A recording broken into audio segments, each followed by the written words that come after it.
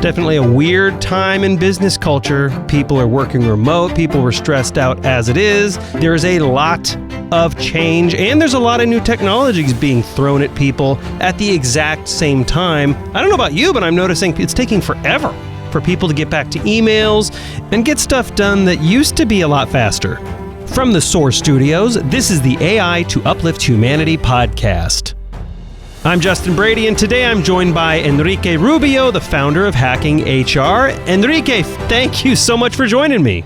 Well, thank you so much for inviting me. I am excited about the conversation, Justin, and I'm here to hopefully share some of the insights that I have been able to collect with the many events that we have done at HackingHR, the many conversations and podcasts that we've had. So thank you. Thank you for inviting me. Absolutely. So your event has attracted, if people are in HR, they probably heard of HackingHR.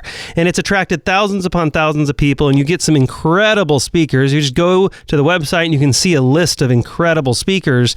And so, I mean, it's attracted thousands of people. It's very famous. But for those who don't know what HackingHR is, and we'll just do this quickly, but what's a really brief overview of what it is?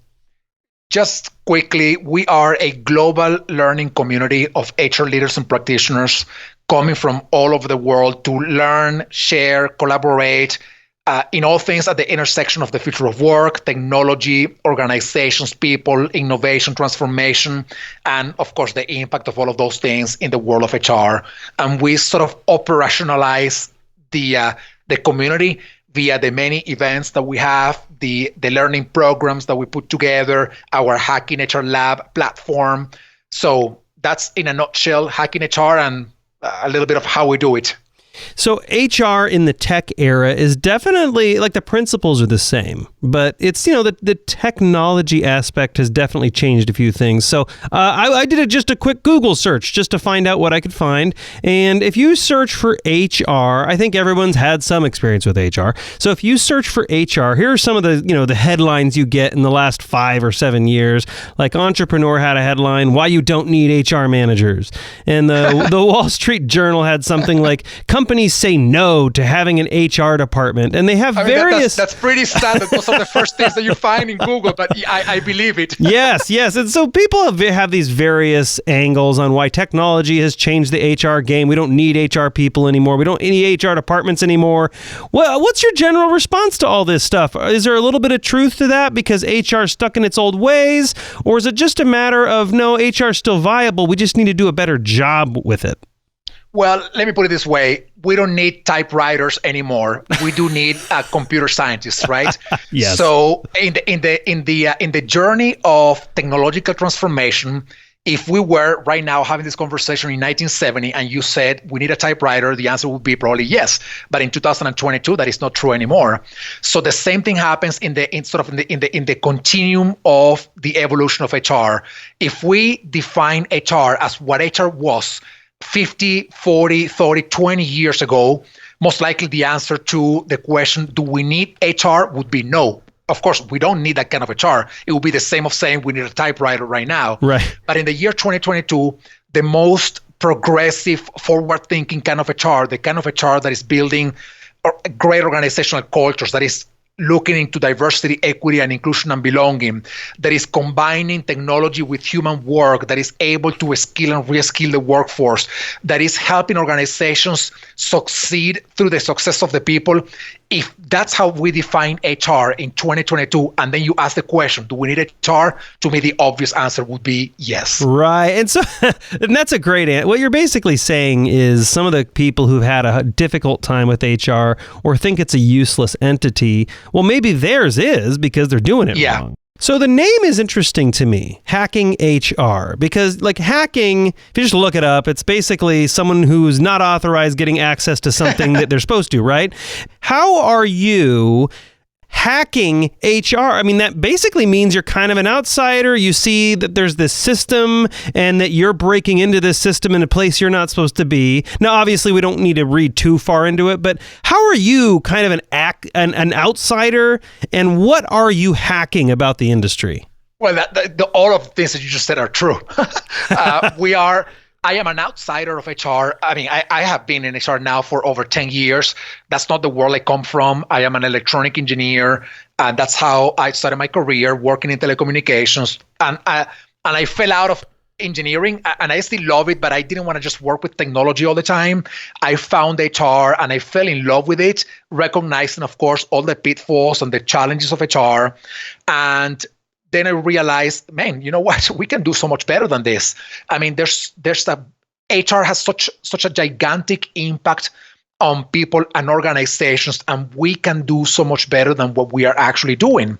And to me, when I was sort of looking around to find what was available for that transformation of HR that I was craving for, I realized that a lot of sort of groups and sort of quote unquote communities and whatnot, what they were trying to do was just change the facade of HR. They were not trying to change the core of HR.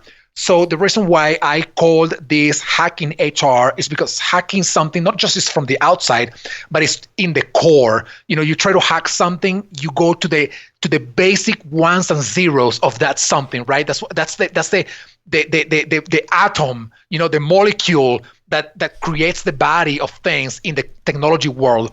And that's how I saw it in the world of HR. We gotta go to the core of the work that we do, and that's what we have to start changing, because what's in the surface will change once we change the core, and that core begins with changing mindsets. So I'm trying to hack HR by helping people, number one, see the incredible power and potential they have to truly make a difference at work and to truly make a difference in the world through helping people have a better experience at work. And that implies changing our practices, the way we think about HR, the way we think about our own power. So that, to me, all falls in the category of hacking something, in this case, hacking HR. So that's good. That's a really good example. And I would say in my own HR experiences, or I'll make it more broad, in my own experiences in a company, if I see something that I don't like or something that's ugly or something that's broken, and then I look around in the industry and I see that was an exception, I just say, the company I'm at is stupid, or they're doing things incorrectly, or they just don't like people at this company, I'll go elsewhere. But if I see, like what you're saying, like you came from telecommunications to HR, you saw pitfalls, you saw challenges. If I see something that's wrong and then I look elsewhere and I see that's also wrong everywhere, that's when I'm like, something needs to be hacked here. There's a big problem. So what was that? Did you have an experience with a person, experience with a department that led you down this path where you're like, this is everywhere. This needs to be changed? Yeah. Well, I got fired from a job. And there it is. Awesome. I was pretty pissed, to be honest. I was like really upset because I gave, all of my energy, my creativity, my talents to that company. But there was a point in my journey, my tenure in that company, that I got really bored. And then I started doing something on the side that didn't have anything to do with the company. And when the president of the company, found out, he got so upset he fired me. And I went to HR and I said, this is wrong. I mean, I've been working my butt off to do the best for this company. What's going on? And they didn't do anything. And I was like, you gotta be kidding me, right? I mean, is this really HR? Then I looked around, and I wasn't in HR back then. But then I looked around and I found that I was not the only one going through similar to an experience like that. And I said, well, you know what? Maybe there's an opportunity to learn something from this world that can help me be a better professional. I never thought that HR was going to be like my long-term thing. Then being inside HR, I realized, you know what, man, this is broken, not just from the outside, but there's a lot of brokenness inside. There's a lot of things that we can do better. There's a lot of opportunities here for us to be more effective and more transformative in the impact and the legacy that we're leaving behind. We're just not doing it. So something is preventing us from actually making that happen.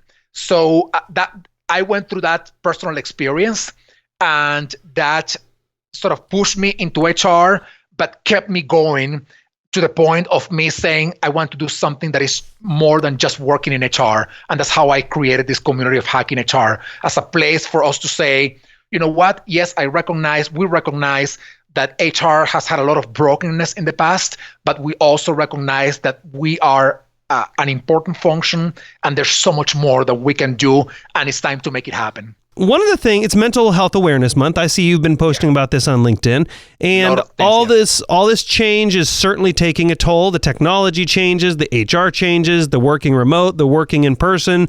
I guess my question for you is, are you seeing this stress, and do you have any, or all your speakers at the conference that just happened a few months ago, is there any advice? Is there any pattern? Is there any cautionary tale? Lots of stress, because there are so many things happening simultaneously. It's just very hard for anybody to keep track of all that's going on and how all that's going on is impacting us individually, the people that we work with and for, and the organizations that employ us. And it's technology, it's COVID, it's a political polarization, it's social unrest, it is a bunch of stuff happening all over all across the spectrum of all the things that can happen at any given time, right? So if it was just technology, I think people would have more mental bandwidth to say, all right, let me just sit down and I'm going to spend the next year just learning about technology, how it's going to impact our world, and what we should be doing to get ready for that. But since it's not just that, the compounded effect of all the things that are happening on technology makes it even more complicated, because we have then less time to dedicate to the technology space. But I do see a lot of stress when we continue talking about automation, when we continue talking about the impact of artificial intelligence. Now, all these new things that have emerged over the past, 10 years, blockchain and crypto, NFTs, Web 3.0, DAOs. So all of these things are very confusing to most people who have never had any contact with technology in general, like contact as in business application, let alone with using those technologies to design work. So I can only understand how difficult it is. And perhaps my advice to anybody who is listening to this podcast is to first of all, make sure that you are stepping out of what you were hired to do, what you're supposed to be doing, and you are learning things that are seemingly not within your own field of expertise.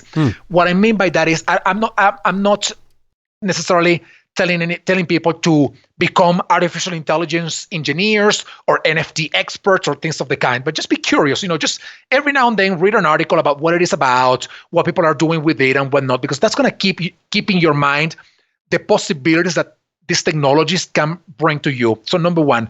Number two, I'm going to say, because there's so much going on, you're going to have to pick your battles here.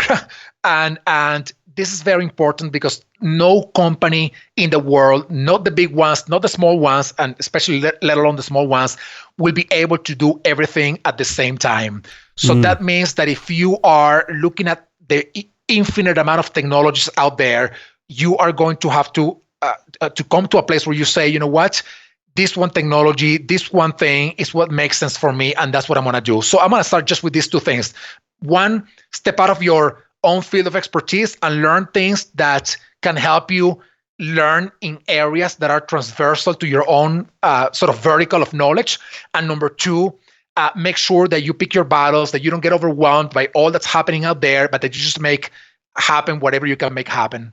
And I suppose for leaders, the idea here is, as you're going remote, as you're transitioning your teams remote, or if you're doing half in person, half virtually, or whatever format your company is going to, adopt.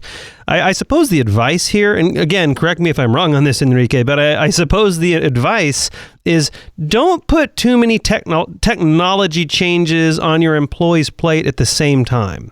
Yeah. Well, that will be another piece of advice, of course. And in fact, I have a lot to say about how to actually do HR digital transformation. And unfortunately, what's more common in the field is for HR to just bring technology they think can help them solve some challenges without actually having gone through the process of redesigning their processes, co-creating their processes with their peers, other leaders in the organization, and only then bringing technology on board to augment or amplify the opportunities that those new processes are creating. But if you have a process that is crappy, it's a crappy process, and you are adding a layer of technology on top of that crappy process, what you are actually doing is enhancing the crappiness. You are making crappiness better, if that makes sense. And that's not what you want to do. You don't want to make crappiness better. You want to make better. So that means that you have to step back and say, you know what, before actually jumping into any technology in particular, let me just begin by finding out what processes make sense, how they are aligned with the organization, with the goals, with the outcomes, and only then can I bring technology on board. Right. I mean, so your technology should be added when you already have a process and you've identified, hey, this technology could make this process even better. Yeah. It's kind of like no different from someone with that hasn't had like health coaching or a gym coaching before, and you just buy them a bunch of gym equipment and say, go work out and you'll be healthier, and then they injure themselves, right? Like you need to coach them on the basics first before they can use all the technology. But and the technology can certainly enhance things. You just don't want to throw it at them because then people just injure relationships and they injure productivity. So like sticking at the technology theme, and because, talking a little bit about AI specifically, because this is the AI to Uplift Humanity podcast, at HackingHR, you've had a lot of high-tech AI representative companies.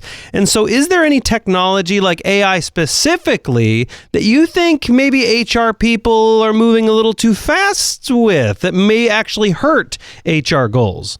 Yeah, well, I think the most sort of ubiquitous technology in HR, because it's been the longest in the space and it's becoming more, I'm going to say, quote unquote, smart and intelligent, which I don't really know if that's true, but that's why I'm saying quote unquote, is all stuff in the recruitment space.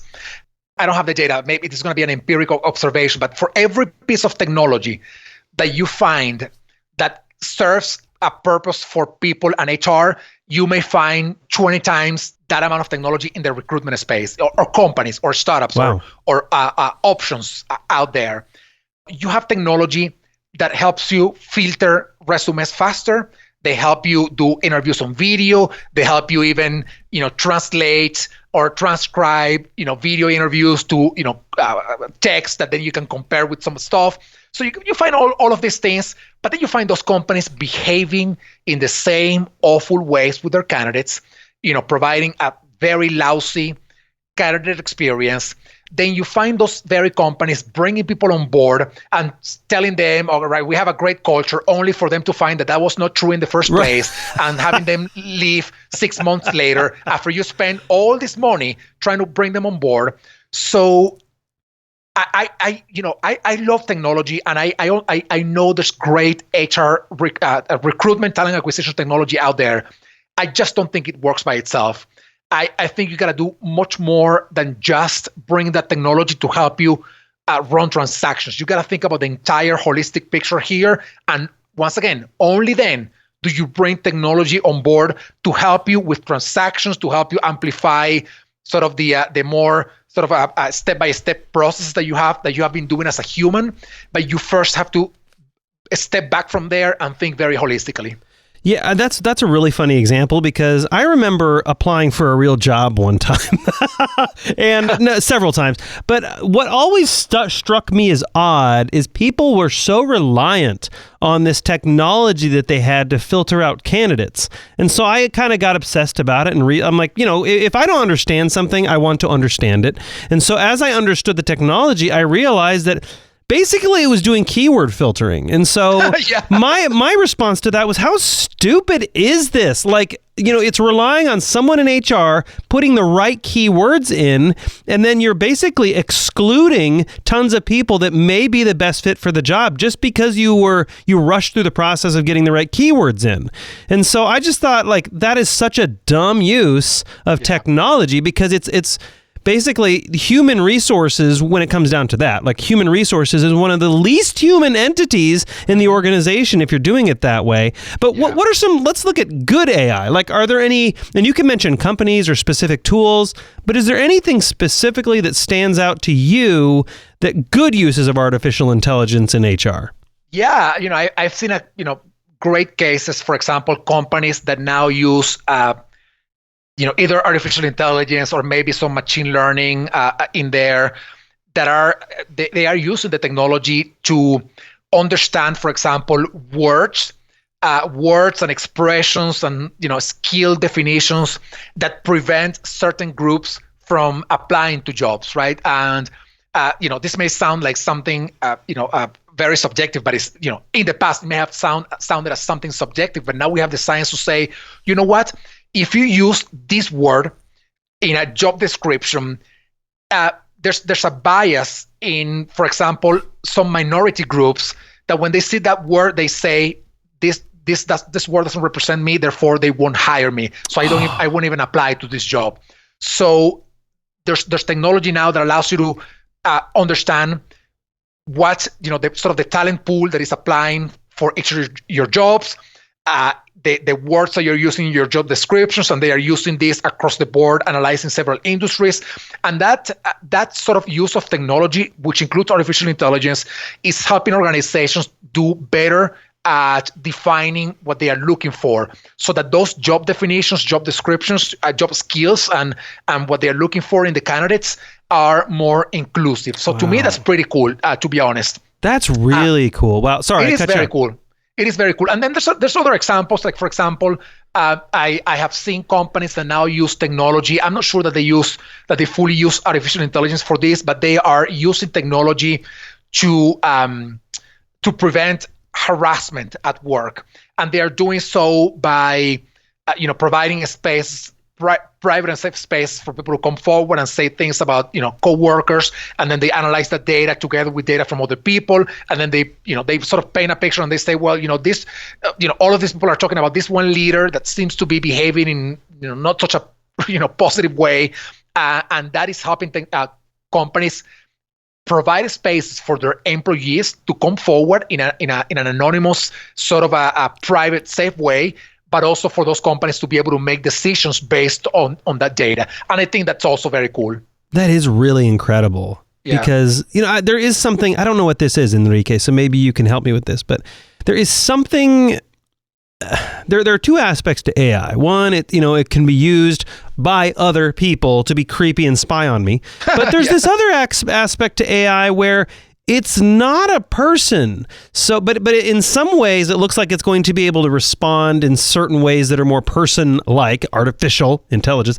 And so in another aspect, it isn't a person, which might make it more comfortable to tell things to, because it's not going to judge you. It's an AI, and it's not going to gossip about you at the workplace. So do you feel like, from the emotional health standpoint, because it is Mental Health Awareness Month, do you think there's an aspect to AI, at least in the workplace, because neither one of us are therapists, but at least in the workplace, do you think there's an aspect to AI that would be able to help us with mental health in the workplace? Oh, absolutely.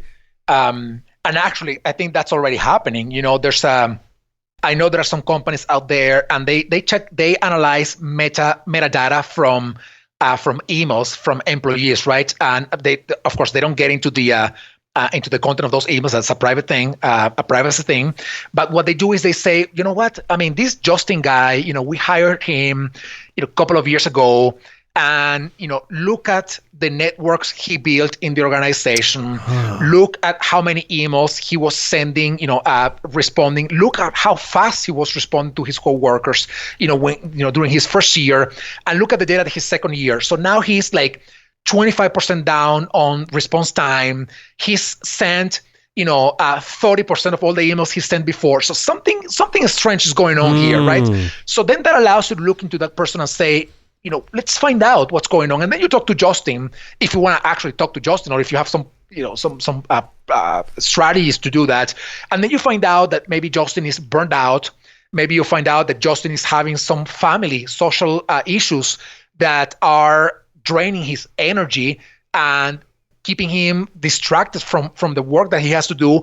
And that allows you to be very equitable, and I'm bringing the word equity here. It allows you to be very equitable in the way you treat employees, because if you see that Justin is going through that, you may be able to say, let's just help Justin here. Let's focus on Justin and see how we can help him manage and cope with whatever is happening that is causing this effect that we're seeing only in his emails, right? Of course, you would think that a human conversation can help do this, but if technology provides another avenue to give us data for us to make some sort of inferences of what may be happening, I mean, why not, right? Yeah.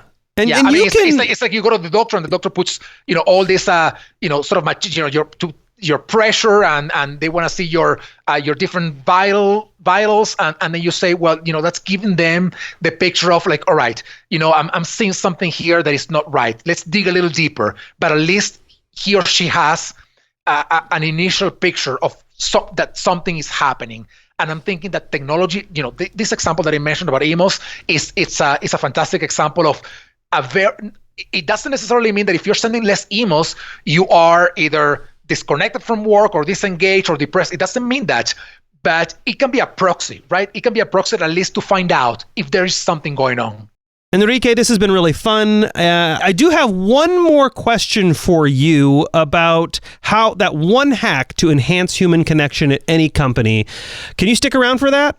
Yes, please shoot it. Wouldn't it be really cool if you could upload all your video and like magic, the entire video was searchable by keyword. You just put any keyword, any key phrase, and you're immediately taken to the exact timestamp and exact word or phrase that you typed in. Like all your video. Wouldn't that be kind of cool? Well, let me blow your mind. It exists. It's called deep search technology. It looks beyond descriptions and tags and keywords that you pre-select into the meaning and intent of a video, so you can search across your entire video archive and be instantly transported to the specific clip you were looking for at the specific timestamp. I know it sounds really expensive, but you can upload 10 hours for free and have deep search tech on your website if you just go to soar.com/deep search. Again, that's soar.com/deep search. All right, I'm still joined with Enrique Rubio. I have one more question for you about human connections, because obviously technology, the ability to work remotely, the ability to work from anywhere, also, if not done right, if not rolled out right by HR, and if not rolled out by your executive leadership, can diminish human connection, because I for one am all for water cooler talk and those run-ins and building relationships at work, especially I think from a mental health standpoint, that really can, again, I say can, because there certainly are toxic workplaces as well. Yeah. But in that sense, like what is one, and it doesn't have to be technology, but what is one thing that organizations can do, whether they're remote or in person, or whether they're both, to increase and make human connections? Provide the opportunities for people to be together, to come together in very natural, by the way. Don't force anything. Don't create these spaces. Like, I don't know if you remember at the beginning of COVID when we went all remote, people were doing like the wine social hour and the yoga together. Yes, I hated that. Those are cool things, but I don't think they actually aimed up achieving the result they have to achieve. Yes. People are craving real human connections, and very often those connections don't happen in big groups. They happen on very tiny groups, sometimes even one-on-one with somebody. So provide the opportunities for that to happen. Talking about technology, you can bring some technology for that to happen. Have some like random connections among people in your company. But at the end of the day, in whatever way you do it, I think it's important that you provide the opportunities for people to come together and have both formal and informal conversations. And one way in which you can do that is by role modeling that. So if you are in HR, or if you are the leader of one leader in your organization, just literally randomly reach out to people, and spend maybe out of your day, spend 25 minutes, talking at least to a couple of people, inviting them for a 10-minute conversation just to find out how they're doing, if they need something from you, so that they know that you are there for them.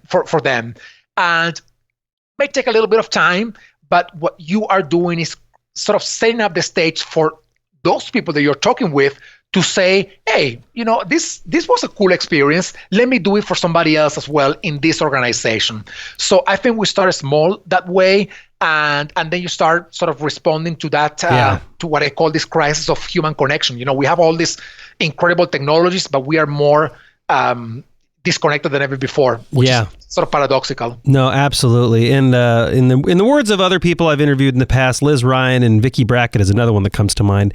Both of them have the same advice for that. It's just, just pick up the phone. Call. It's amazing how much just picking up the phone and calling someone can really change someone's life. And just saying, hey, I appreciate you. It's incredible. Yeah. And just checking in on people, as you illustrated earlier. You're like, we need to check in on people. When you were talking about like that AI and you noticed Justin's productivity is going a little bit down. And also, how'd you know that, Enrique? Are you in my computer? Are you hacking my computer as well? Enrique, I'm hacking everything. Enrique Rubio, he's hacking everything, but more specifically, he's hacking HR. How can people reach out to you, Enrique, and go to the next Hacking HR conference? They can just follow me on LinkedIn, Enrique Rubio. They can follow Hacking HR on LinkedIn. We post a lot of content all the time. So I'm sure that everybody will find something that resonates with them and will keep them engaged. And that's my hope, of course. Very, very cool. We'll make sure to put all that in the show notes page as well at soar.com/podcast. Enrique Rubio, thank you so much for coming on the show and helping me and the listeners uplift humanity. Thank you, Justin. Thank you for inviting me. And hey, thanks for listening today. This is the AI to Uplift Humanity podcast.